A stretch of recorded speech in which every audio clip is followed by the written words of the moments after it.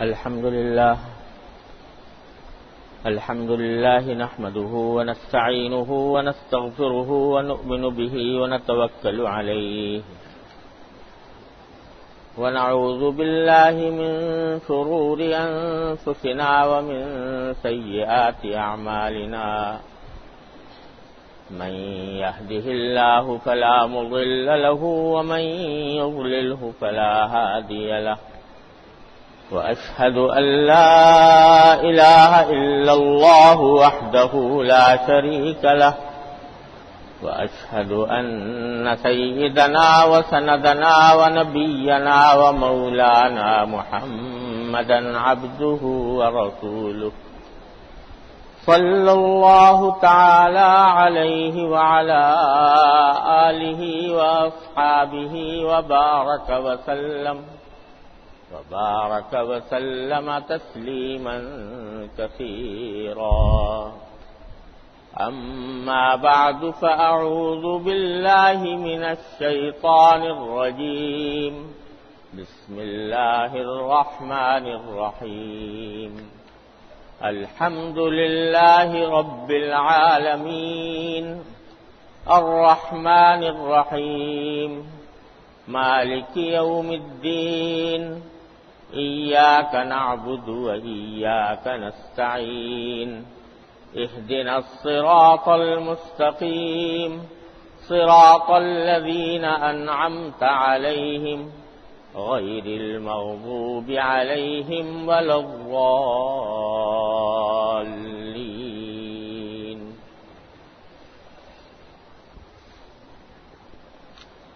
بزرگان محترم اور برادران عزیز، پچھلے جمعہ میں نے سورہ فاتحہ کی 5ویں آیت یعنی اہدنا الصراط المستقیم کی تھوڑی سی تشریح آپ حضرات کی خدمت میں عرض کی تھی،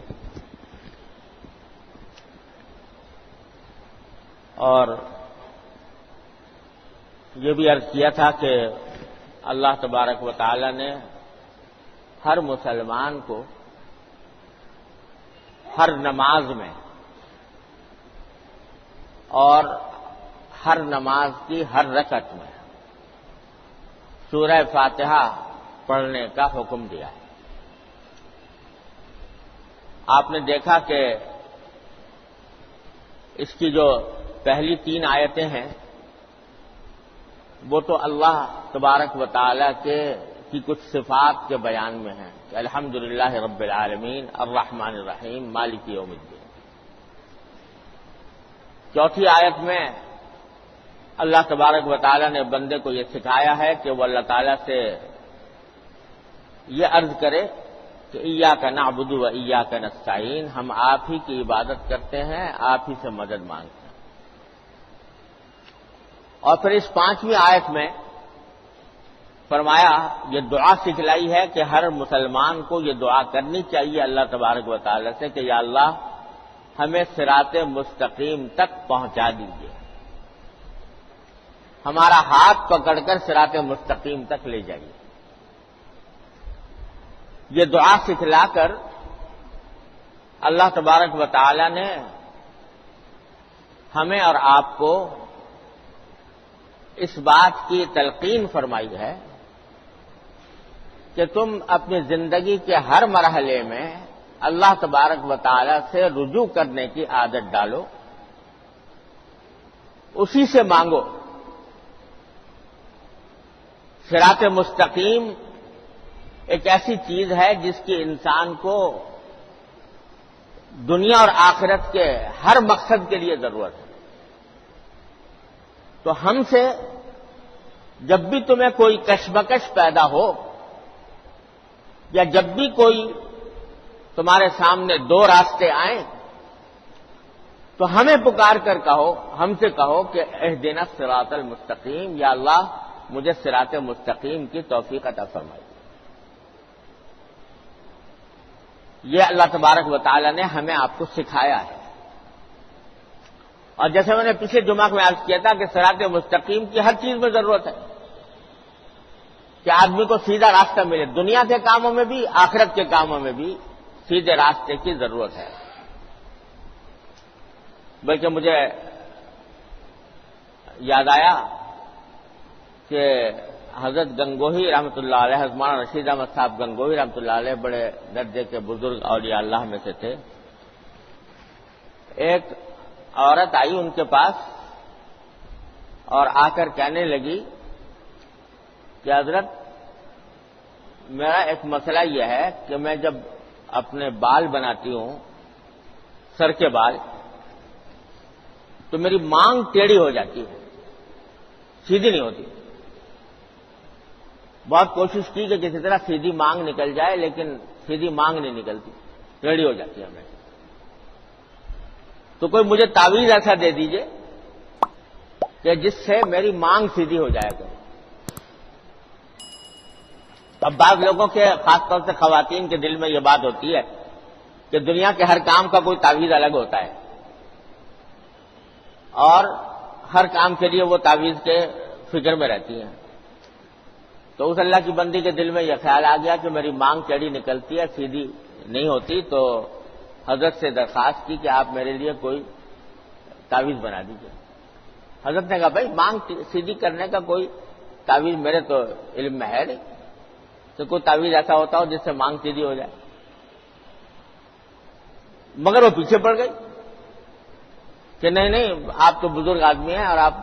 کوئی ایسا تعویذ نکالیے جس سے میرا یہ مسئلہ حل ہو جائے، میری مانگ سیدھی ہو جائے۔ تو حضرت گنگوہی رحمۃ اللہ علیہ فرماتے ہیں کہ میں نے سوچا کہ بیچاری سے بھی پڑی ہوئی ہے اور اس کو پریشانی بھی ہے، تو میرے اور تو سمجھ میں آیا ہی، میں نے ایک کاغذ کے اوپر یہ دن سلاتیم قرآن کی آیا ایک دن اور کہا کہ اس کو تعویذ بنا کے اپنے سر میں لگا لیا تھا۔ اللہ کا کرنا ایسا ہوا کہ اسی سے مانگ سیدھی نکلنے لگی۔ تو حضرت نے فرمایا کہ چونکہ سورہ فاتحہ میں اللہ تبارک و تعالیٰ نے یہ ہمیں دعا سکھائی ہے کہ ہر چیز میں صراط مستقیم چاہیے، سیدھا راستہ چاہیے، تو کچھ وجہ نہیں کہ اللہ تعالیٰ اس کی برکت سے اس کی مراد پوری کر دے۔ تو حضرت کا خلوص بھی تھا، حضرت کی بزرگی اور برکت بھی تھی، اور آیت کریمہ کا مفہوم بھی تھا، اللہ تعالیٰ نے اسی سے کام نکال دیا اس عورت۔ تو غرض یہ کہ کوئی چیز دنیا کی ایسی نہیں ہے جس میں کہ دنیا کی اور آخرت کی، جس میں انسان کو سیدھا راستہ مطلوب نہ ہو۔ تو سکھایا یہ ہے کہ ہر چیز میں ہم سے مانگو، صراط مستقیم مانگو، اور جب کبھی الجھن پیش آئے تو ہماری طرف رجوع کرو، ہم سے کہو کہ ایاک نعبد و ایاک نستعین اہدنا الصراط المستقیم۔ اور یہ ایک بہت بڑی عظیم بات ہے جو اللہ تعالیٰ نے سکھائی ہے۔ دیکھیے آج ہم سب لوگوں کو یہ خیال رہتا ہے کہ ہم ایک ایسے دور میں پیدا ہوئے ہیں جس میں چاروں طرف فسق و فجور بازار گرم ہے۔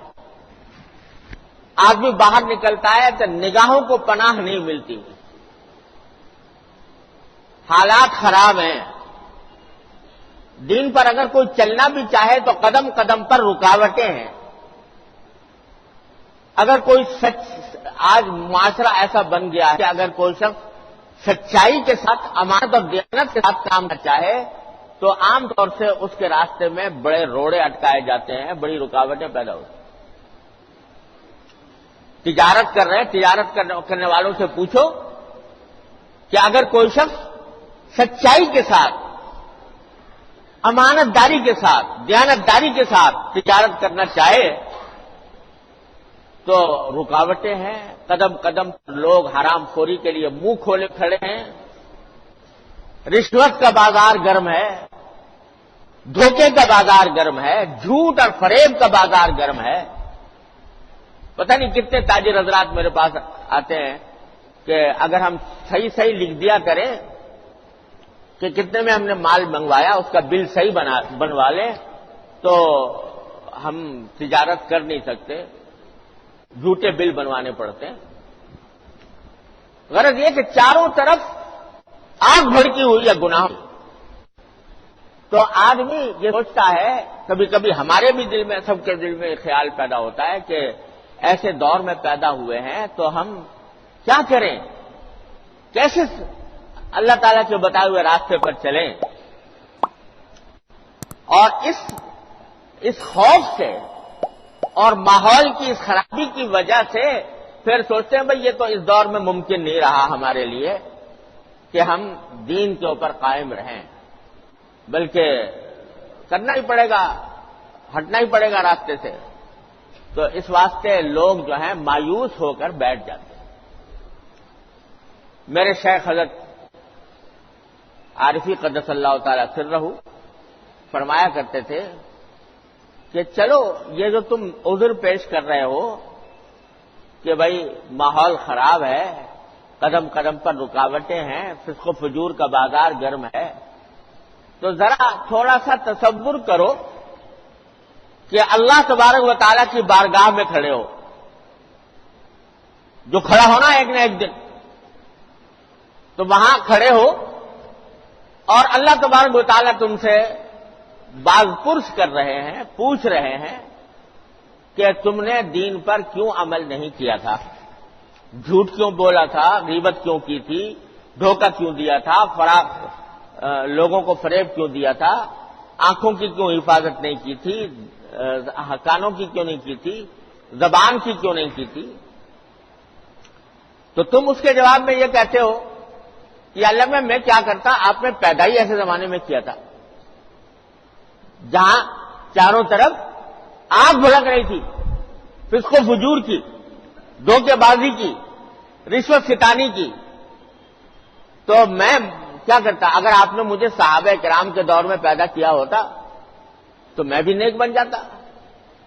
لیکن آپ نے پیدا کیا ایسے دور میں جبکہ چاروں طرف بازار گرم تھا بددینی کا، تو میں بھی اس ماحول سے متاثر ہو گیا۔ میں کیا کرتا؟ میں مجبور انسان، میں کمزور انسان، میں مجبور ہو گیا ان سے۔ یہ آپ نے جواب دے دیا، فرض کرو اللہ تعالیٰ کو۔ اس کے جواب میں اللہ تبارک و تعالیٰ اگر یہ پوچھیں کہ ذرا مجھے یہ بتاؤ کہ اگر تمہارے لیے دین پر چلنے میں رکاوٹیں آ رہی تھی، مشکلات پیش آ رہی تھی، تو تم نے مجھ سے کیوں رجوع نہیں کیا؟ مجھ سے مانگتے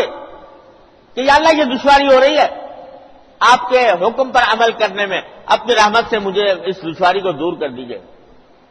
مجھ سے پوچھا تم نے؟ مجھ سے مانگا؟ کہا ہوتا کہ ایاک نعبد و ایاک نستعین اہدنا الصراط المستقیم، مجھ سے مانگا ہوتا۔ اور میں نے سارا قرآن پڑھا ہوا ہے اس بات سے ان اللہ علی کل شیء قدیر، اللہ تعالیٰ ہر چیز پر قدرت رکھنے والا ہے۔ اور میں نے یہ کہا تھا کہ ادعونی استجب لکم، مجھے پکارو میں تمہاری پکار سنوں گا۔ تو مجھ سے کیوں نہیں تم نے یہ سارا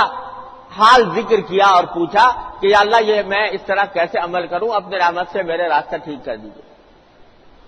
اب بتاؤ اس کا کیا جواب ہوگا؟ کیا مانگ نہیں سکتے تھے اللہ تعالیٰ سے؟ مانگ سکتے تھے تو مانگا کیوں نہیں؟ اللہ تبارک و تعالیٰ ہی سے کہا ہوتا کہ یا اللہ میں آپ کا بندہ ہوں، آپ کی عبادت کرتا ہوں، آپ سے مدد چاہتا ہوں، میں مجبور ہو رہا ہوں، میرے حالات خراب ہو رہے ہیں، اپنے رحمت سے مجھے سیدھے راستے پر لے آئیے اور میرے راستے کی رکاوٹیں دور کر دی۔ بلکہ ہمارے حضرت شیخ تو یہ فرمایا کرتے تھے کہ اللہ تعالیٰ سے بندہ بن کے بات کرو، باتیں کیا کرو اللہ تعالیٰ سے بندہ بن کے، اور یہ کہو کہ یا اللہ یا تو یہ رکاوٹ دور کر دیجئے ورنہ مجھ سے مواخذہ نہ فرمائیے گا، میری گرفت نہ فرمائیے گا، تو رکاوٹ دور کر دیجئے ورنہ مجھے گرفت نہ فرمائیے۔ تو اگر کوئی بندہ یہ کرتا رہے تو کوئی شبہ نہیں ہے اس میں کہ یا تو انشاءاللہ رکاوٹیں دور ہو جائیں گی یا پھر اللہ تبارک و تعالی اس کو معذور قرار دیں گے۔ تو اس واسطے یہ سکھایا ہے سورہ فاتحہ میں کہ جہاں بھی تمہیں دشواری پیش آئے ہمیں پکارو۔ دیکھو حضرت یونس علیہ السلام کا واقعہ قرآن کریم میں ذکر کیا ہے، کیا آپ ہر مسلمان کو تقریباً معلوم ہے کہ حضرت یونس علیہ السلام کو ایک آزمائش یہ پیش آئی تھی کہ ایک مچھلی نے ان کو نگل لیا تھا، اور مچھلی کے پیٹ میں چلے گئے. مچھلی بڑی تھی، اس کے پیٹ میں وہ چلے گئے، سما گئے. اب اندازہ کیجئے کہ ایک انسان ہے، جیتا جاگتا انسان، مچھلی کے پیٹ میں چلا گیا، اور مچھلی میں کے پیٹ میں اور جو کچھ پریشانی ہو وہ تو ہوگی ہی، لیکن اندھیرا ماحول، تاریکی، گھٹا ٹوپ اندھیرا. تو قرآن کریم فرماتا ہے فنادا فی الظلمات، ان اندھیریوں میں گر کر حضرت یونس علیہ السلام نے ہمیں پکارا. فنادا فی الظلمات، ان اندھیریوں میں گر کر ہمیں پکارا، اللہ الہ الا انت سبحانک انی کنت من الظالمین، کہ اللہ آپ کے سوا کوئی معبود نہیں ہے، آپ پاک ہیں ہر عیب سے، اور انی کنت من الظالمین، میں نے ہی اپنی جان پر ظلم کیا تھا جس کی سزا میں یہ بھگت رہا ہوں، میں نے ہی اپنی جان پر ظلم کیا تھا. تو زبان سے تو اپنی ظلم کا اور اپنی غلطی کا اعتراف فرمایا اور پکارا کہ آپ معبود ہیں، آپ کے سوا کوئی نہیں ہے، لہذا اگر مچھلی کے پیٹ میں گیا ہوں تو بھی آپ ہی کی مشیت سے گیا ہوں، اور اگر نکلوں گا تو آپ ہی کے حکم سے نکلوں گا. فنادا فی الظلمات اللہ الہ الا انت سبحانک انی کنت من الظالمین، وہاں جا کے پکارا. اب بتاؤ کہ اگر انسان کوئی مچھلی کے پیٹ میں چلا جائے، بڑی ویل مچھلی اس کے پیٹ میں چلا گیا، کوئی ہے جو اس کو بچا سکے، نکال لائے اس میں سے؟ کسی انسان کے بس میں تھا؟ کوئی صورت موجود نہیں تھی باہر آنے کی. نہ کوئی اگر مدد کرنا بھی چاہتا تو ان کو مدد کرے تو مدد کرنے کی قدرت نہیں تھی.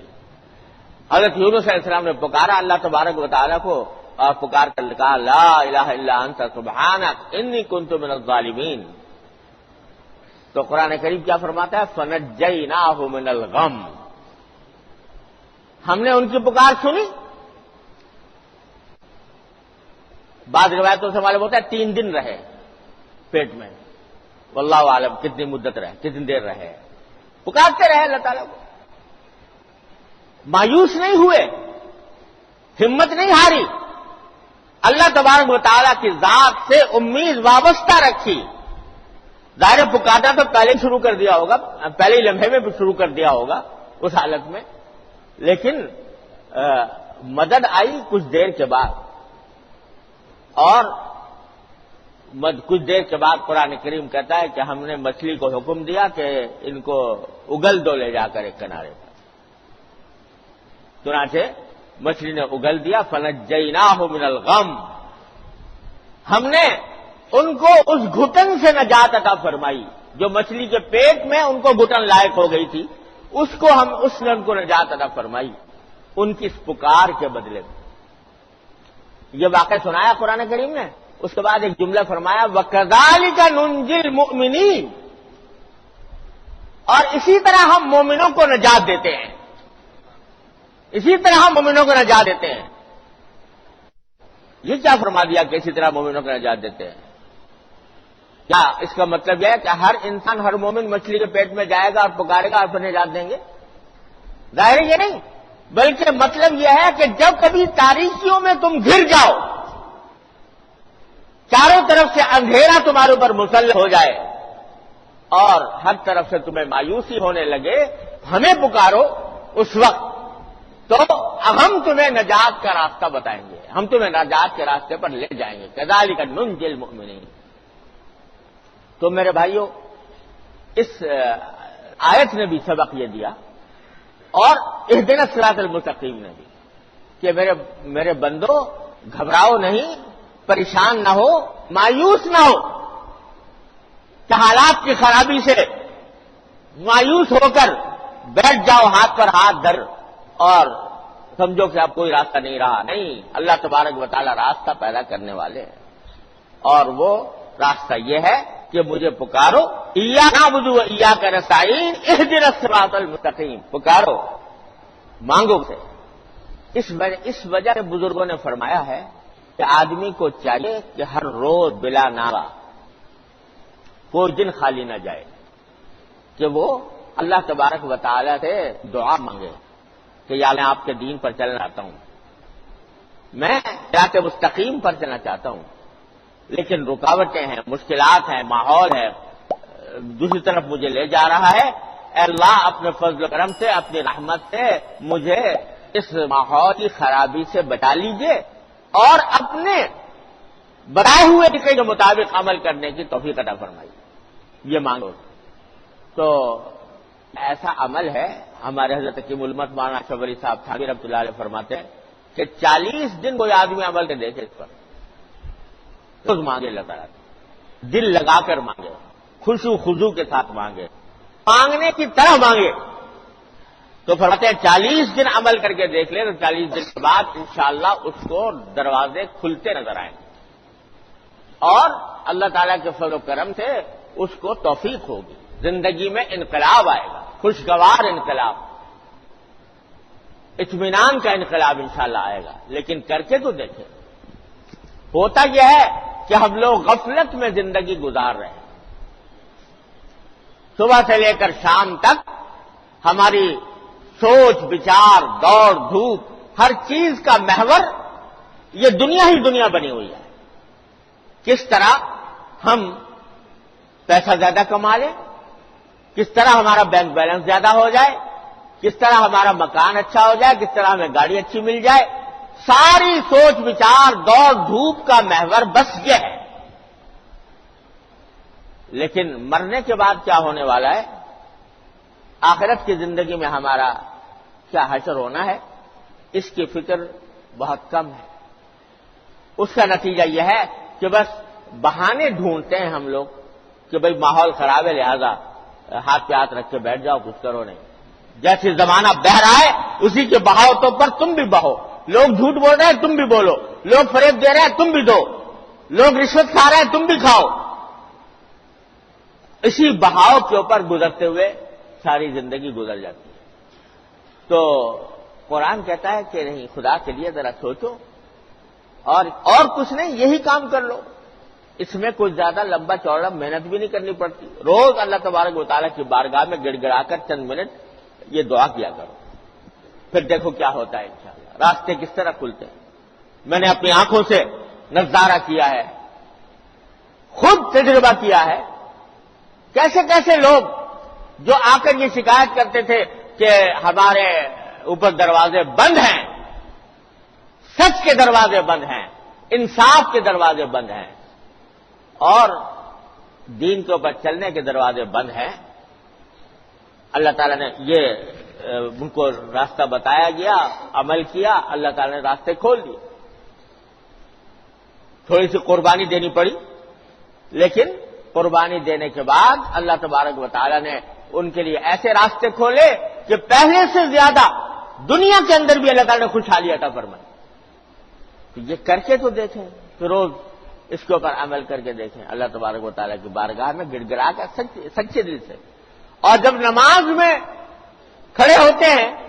اور یہ الفاظ پڑھتے ہیں کہ ایاک نعبد و ایاک نستعین، ذرا سا دھیان کر کے پڑھا کریں کہ ہم واقعی مانگ رہے ہیں اللہ تبارک و تعالیٰ سے، واقعی صراط مستقیم مانگ رہے ہیں، واقعی سیدھا راستہ مانگ رہے ہیں اللہ تبارک و تعالیٰ سے، یہ دھیان کر کے پڑھیں اور رات کو بیٹھ کر ذرا سا خلوت میں، تنہائی میں، یکسوئی کے ساتھ اللہ تبارک و تعالیٰ سے مانگیں اور روز کا معمول بنے، تو دیکھیے آپ انشاءاللہ کس طرح اللہ تعالیٰ دروازے کھولتے ہیں۔ اللہ تعالیٰ کی قدرت اتنی وسیع ہے، یہ سارے شیطانی اور طاغوتی چکر جو چل رہے ہیں دنیا بھر میں، کیا اللہ تعالیٰ ان کو دور کرنے پر قدرت نہیں رکھتا؟ کیا اپنا بندہ اگر ان سے مانگے گا تو وہ اس راستے کو کھولیں گے نہیں اپنے بندے کے لیے؟ اللہ تعالیٰ نے پہلے فرما دیا رب العالمین ہم ہیں، رحمان ہم ہیں، رحیم ہم ہیں، مالک یوم الدین ہم ہیں، یہ سب کچھ ہم ہیں، پھر بھی کہیں اور جا رہے ہو؟ پکارو تو ہمیں پکارو اور ہم سے مانگو، جو مشکل پیش آئے ہماری بارگاہ میں پیش کرو، اللہ تعالیٰ انشاءاللہ راستہ کھولیں گے۔ اللہ تبارک و تعالیٰ اپنے فضل و کرم سے، اپنی رحمت سے ہم سب کو اس پر عمل کرنے کی توفیق عطا فرمائے۔ وآخر دعوانا الحمدللہ۔